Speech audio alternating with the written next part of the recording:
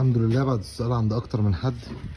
عندي الكاميرا الخلفيه اللي في العربيه دي كانت واقفه، كيا سول من 2009. الكاميرا دي كانت واقفه بايظه الكاميرا، بس الشاشه اتاكدت ان هي شغاله تمام.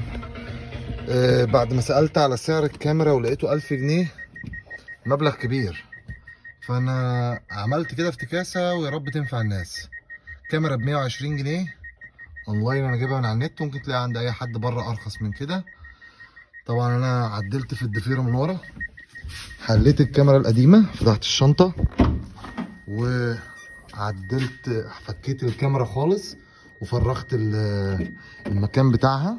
فرغت المكان ده من جوه من الكاميرا القديمه، فكيتها خالص وقمت موسعه سنه تمام. وعدلت في الفيشه، حليت الفيشه، هي طبعا بيبقى فيها لحام اصلا من الشركه، فانا حليت اللحام.